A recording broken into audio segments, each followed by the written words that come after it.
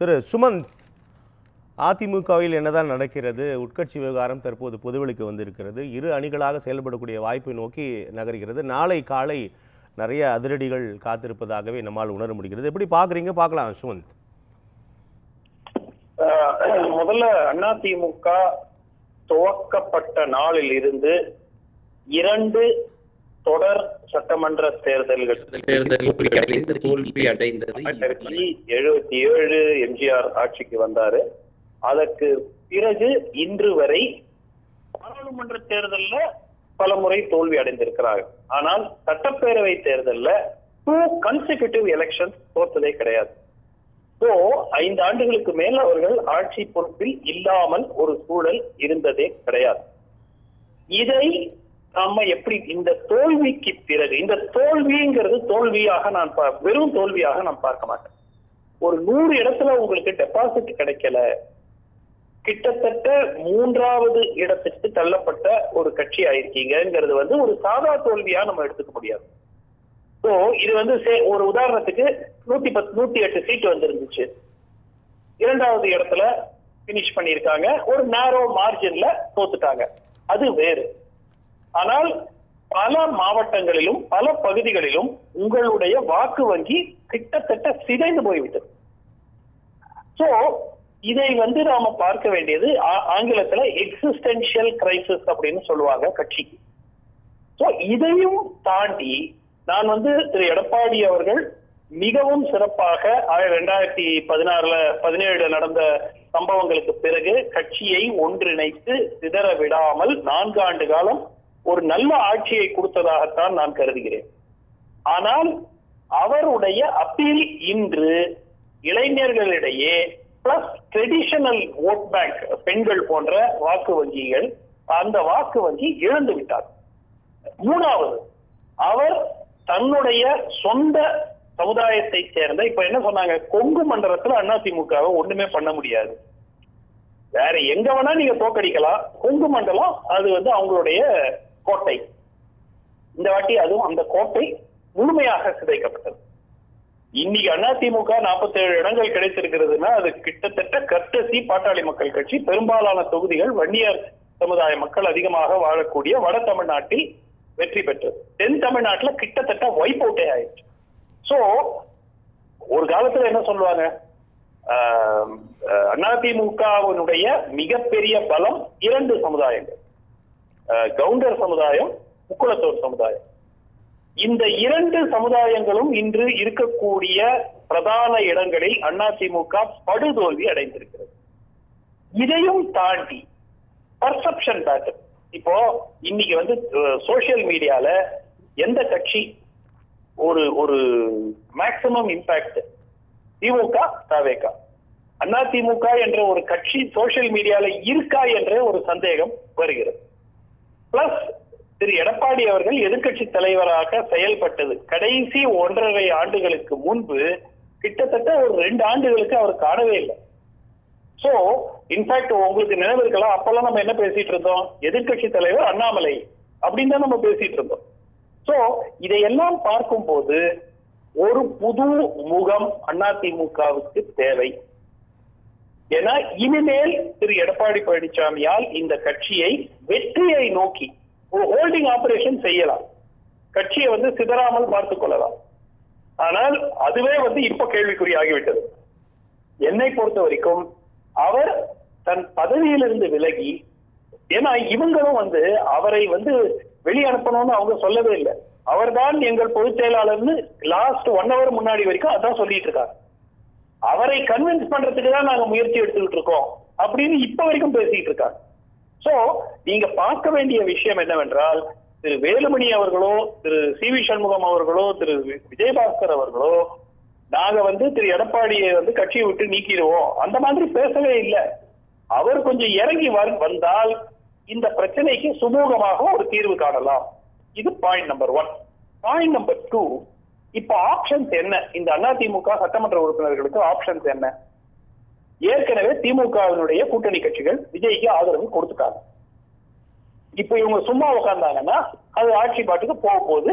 என்னைக்கு இந்த கட்சிகள் விஜய்க்கு ஒரு பிரச்சனை உண்டாக்குகிறார்களோ அன்று வரைக்கும் இவர்கள் காத்துக் கொண்டிருக்க வேண்டும்.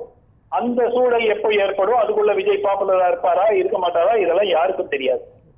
சோ அவங்க என்ன பாக்குறாங்க, நாங்கள் 30 பேர் சேர்ந்தால், ஒருவேளை 47 நபர்கள் சேர்ந்தால் இந்த ஆட்சி ஒரு ஸ்திரமான ஆட்சியா, ஒரு ஸ்டேபிள் கவர்மெண்டா மாறிடும். அவர்களுக்கு ஒரு பொலிட்டிக்கல் ரெலவன்ஸும் கிடைக்கும். அதிமுகவும் இந்த ஆட்சியில் பங்கேற்கிறது அப்படிங்கிற ஒரு பர்செப்ஷனும் அந்த இடத்தில் தான் நீங்க குறிப்பிடக்கூடிய அந்த இடத்தில் தான் பின்னணியில் பாஜக நகர்வுகளை மேற்கொள்கிறது என்ற ஒரு வாதமும், தாவேகா என்ற ஆப்ஷன் இருப்பதனால தான் இப்போது உட்கட்சி விவகாரம் வந்து பூதாகரமாக்கப்பட்டுள்ளது அப்படின்ற ஒரு வாதத்தை எப்படி புரிஞ்சுக்கலாம்? நான் உங்களிடம் ஒரு 2 விஷயம் சொல்றேன். குறைந்தது 6 மாதத்துக்கு முன்பு அதிமுகவினுடைய 2 மூத்த தலைவர்கள் என்னிடம் கூறியதே வந்து, இந்த முறை வெற்றி பெறாவிட்டால் திரு எடப்பாடி தொடர்வது மிகவும் கடினம். நான் சொல்றது அக்டோபர் நவம்பர் இருக்கும், நவம்பர் மாசம் டிசம்பர் மாசம் அந்த டைம்ல. சோ இது வந்து ஏதோ தாவேகா என்ற சக்தி உருவானதனால், இப்போ ஒரு சிம்பிள் எக்ஸாம்பிள் சொல்றேன். ஒருவேளை இதே முடிவு வந்து திமுக ஆட்சிக்கு வந்திருந்தாலும் இந்த நிகழ்வு நடந்திருக்கும். எப்ப நடந்திருக்கும்னா இன்னும் ஒரு மாதமோ 2 மாதமோ கழிச்சு நடந்திருக்கும், அவ்வளவுதான். இப்ப தாவேகாவுக்கு ஆதரவு கொடுப்பது என்பது பிரைமரி இஷ்யூவாக நான் பார்க்கவில்லை. அது ஒரு இஷ்யூ, ஆனால் அதுதான் இஷ்யூ என்று நான் பார்க்கவில்லை. 2வது, அதிமுகவும் திமுகவும் சேர்ந்து எங்க யார் என்ன கூறினாலும் கிட்டத்தட்ட உறுதியா எல்லோருக்கும் தெரியும், பேச்சுவார்த்தை நடந்தது. பேச்சுவார்த்தை அது வெற்றிகரமாக அது நடக்கல, அதனால வந்து அது அபேண்டன் பண்ணிட்டாங்க. பட் பேச்சு நடந்தது என்பது உண்மை. எம்ஏ பேபி அவர்களே அதை வந்து சொல்லிட்டு அதுக்கப்புறம் நான் அந்த மாதிரி சொல்ல வேற அர்த்தத்துல சொன்னேன்னு மழுப்பினாரு. ரைட்டா? சோ எல்லோரும் ஏற்றுக்கொள்வது ஏதோ பேச்சுவார்த்தைகள். அந்த பேச்சுவார்த்தை எப்படி அதிமுகவினுடைய பொதுச் செயலாளர், திமுகவை எதிர்க்கவே உருவாக்கப்பட்ட ஒரு கட்சி, காங்கிரஸும் பிஜேபி ஒண்ணு சேர முடியுமா? ஒரு லெவல் அது வந்து அதிமுக அடிமட்ட தொண்டர்களை கொந்தளிக்க வச்சிருக்கு. இந்த மாதிரி ஒரு திங்கிங் திமுக தொண்டர்களும் அதே மாதிரிதான் அந்த ஃபீலிங் இருந்திருக்கும். பட் அதிமுக தரப்புல அவங்களுடைய தொண்டர்களும் ஈவன் 3rd ரேங்க் லீடர்ஸுக்கும் பயங்கர கோபம். இதே நபர்கள் எல்லாருமே வந்து சேர்ந்துகிட்டு ஒத்துமையா போய் திமுகவோட கூட்டணி வச்சிருந்தாங்கன்னா இதே இன்னைக்கு வேலுமணி மீதும் பி.வி. சண்முகம் மீதும் விஜயபாஸ்கர் மீதும் இதே குற்றச்சாட்டு வரும். எப்படிங்க என்னங்க திமுகவோட போய் கூட்டணி வைக்கிறீங்க? So that is a fundamental issue. இதற்கு எடப்பாடி அட்லீஸ்ட் ஒரு ஹை லெவல்ல ஒரு அப்ரூவல் இல்லாமல் இந்த பேச்சுவார்த்தை நடப்பதற்கு வாய்ப்பே இல்லை. இப்ப இவங்க சொல்றாங்க அவரே சொன்னாரு அப்படின்னு, அதெல்லாம் நமக்கு நடந்ததான்னு தெரியாது. என்னுடைய பாயிண்ட் ரொம்ப சிம்பிளுங்க. வேலுமணி சொன்னார் 21 இருந்து தொடர் தோல்விங்க, ஒரு தோல்வி இல்ல, 2 தோல்வி இல்ல, தோல்வி மேல் தோல்வி. கட்சி எப்ப வெற்றி பாதையை நோக்கி எப்படி கொண்டு போறது, யார் அதை கொண்டு போவாங்க? அதனால ஒரு லீடர்ஷிப் சேஞ்சுங்கிறது மிகவும் அவசியமாகிவிட்டது. இப்ப உடனே வந்து இவர் இல்லைன்னா யாரு, அது அடுத்த கேள்வி. நாளைக்கு ஃப்ளோர் டெஸ்ட்ல இது எதிரொலிக்குமா? இந்த அதிருப்திகள் நாளை ஃப்ளோர் டெஸ்ட்ல எதிரொலிக்குமா சுமந்த்? 2-3 பாசிபிலிட்டி இருக்கு. இப்போ இந்த கொரோனா பிரச்சனை, இவர்கள் ஒரு கடிதம் கொடுத்திருக்கிறார்கள், அவர்கள் ஒரு கடிதம் கொடுத்திருக்கிறார்கள் என்று கூறுகிறார்கள். யார் ரெகக்னைஸ்டு கொரோனா, ஒருவேளை எடப்பாடி பிரிவையே ரெகக்னைஸ்டு கொரோனாவாக இருந்தாலும் இப்போ இந்த சட்டப்பேரவை பி.வி. சண்முகம் தரப்பு இருக்கக்கூடிய சட்டப்பேரவை உறுப்பினர்கள் சட்டப்பேரவைக்கே செல்லாவிட்டால் என்ன ஆகும்? உடம்பு சரியில்லை, மெடிக்கல் சர்டிபிகேட் கொடுக்குறாங்க, எல்லாருக்குமா ஹாஸ்பிட்டல் போய் அட்மிட் ஆயிருக்கு. ஒரு பேச்சுக்கு சொல்றேன். சோ அதுக்கும் ஒரு பாசிபிலிட்டி இருக்குடா. நான் எதுக்கு சொல்றேன்னா, அவர்கள் போய் விஜய்க்கு ஆதரவு கொடுத்தால்தான் இந்த அரசாங்கம் நம்பிக்கை வாக்கில் வெற்றி பெறும் என்று அர்த்தம் இல்ல. நாளைக்கு இந்த 30 பேர் போவே இல்ல அசம்பிளிக்குனா கூட நம்பிக்கை வாக்குல விஜய் வெற்றி பெறுவார். கரெக்டா? So there are many option. இந்த நம்பிக்கை வாக்கில் வெற்றி பெறுவதற்கு பிளஸ் அடுத்த கட்டமாக அந்த விப்பை வந்து டிஃபை பண்றதுக்கு இப்போ ஒருவேளை 2/3 இல்லை அப்படிங்கிறது. இப்போ first of all whip issue பண்ணுவாங்களா? சரி, எடப்பாடி இப்போ மேண்டேட்டரியா விப் இஷ்யூ பண்ணோன்னு இல்ல, கட்டாயமாக வழக்கமாக அது இஷ்யூ பண்ணுவாங்க. அதை மீறி நீங்கள் வாக்கு செலுத்தினீர்கள் என்றால் நீங்கள் கிட்டத்தட்ட கட்சிக்கு எதிராக செயல்பட்டதாக கருதப்படும். அதுக்கப்புறம் நீங்க கட்சியிலிருந்து நீக்கப்படலாம். சரி, ஒரு வேளை கட்சியிலிருந்து நீக்கப்படுறாங்கன்னு வைங்க, என்ன நடக்கும்? அவங்க எம்எல்ஏ பதவி தொடர்ந்து இருக்கும். ஏன்னா they don't attract the anti defection law, they will continue to be MLA. அப்போ என்ன ஆகும்? அன்அட்டாச்ட் எம்எல்ஏ ஆர் இண்டிபெண்டன்ட் எம்எல்ஏ மாதிரி அப்படிதான் அவங்க கருதப்படுவாங்க. ஆனால் அவர்கள் சட்டமன்ற உறுப்பினர் பதவி பறிக்கப்பட மாட்டார். சோ அப்ப என்ன பண்ணுவீங்க? இப்போ அவங்களா ரிசைன் பண்ணிட்டாங்கன்னா, அவங்களா அதிமுக விட்டுட்டு போயிட்டாங்கன்னா அவங்களுடைய பதவி போயிடும். அவர்கள் நீக்கப்பட்டார்கள் என்றால் பதவி போகாது. சோ இதுல நிறைய நுணுக்கங்கள் இருக்கு. ஃபர்ஸ்ட் ஆஃப் ஆல், என்னை பொறுத்த வரைக்கும் எடப்பாடி அவர்கள் விப்பே இஷ்யூ பண்ணாம விட்டுறலாம். ஏன்னா கட்சி ஒற்றுமையா இருக்கணும். எப்படியுமோ விஜய் ஜெயிக்க போறாரு, நாளைக்கு தோக்க போறதுக்கான வாய்ப்பு மிகவும் குறைவு, அது எல்லோருக்கும் தெரியும். அதனால விப்பே இஷ்யூ பண்ணாதீங்க, விட்டுடுங்க. அவங்க வர்றாங்க, வரல, ஓட்டு போடுறாங்க, போடல, விட்டுருங்க.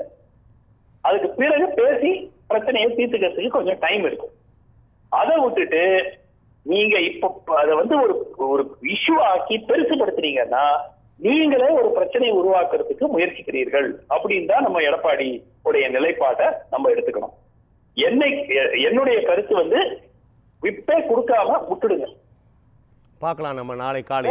போட்டா போடுறாங்க, வந்தா வராங்க, வரலைன்னா வராம இருக்கட்டும். அதுக்கப்புறம் நீங்க பேசி தீர்த்துக்கணும். தலைமை மாற்றம் என்பதாக தான் நிறைய பேர் வாக்களிச்சதை நம்ம பார்க்கிறோம். இல்ல, அதுதான் நானும் முதல்ல சொன்னது. தலைமை மாற்றம் என்பது இது கிட்டத்தட்ட ஒரு திட்டவட்டமாக தெரிய விட்டது. அண்ட் இது அதிமுகவை பொறுத்த வரைக்கும் ஒரு ரீசெட் அப்படிங்கிறது தேவை. ஏன்னா அதிமுக பல ஆண்டு காலமாக ஒரு கரிஸ்மேட்டிக் லீடர். இப்போ திமுகவுக்கு எதிர்கட்சி தலைவருக்கு 51 வயது, முதலமைச்சருக்கு 51 வயது, சோ 50 வயது உதயநிதிக்கு, 51 வயது விஜய்க்கு. சோ இந்த மாதிரி ஒரு யங்கர் ஜெனரேஷன் ஆஃப் லீடர்ஷிப் வந்த பிறகு அதிமுக மட்டும் அந்த ஓல்டு கார்டு அவர்களுக்கு ஒரு மிகப்பெரிய ஒரு டெஸ்ட் இந்த 26 தேர்தல்.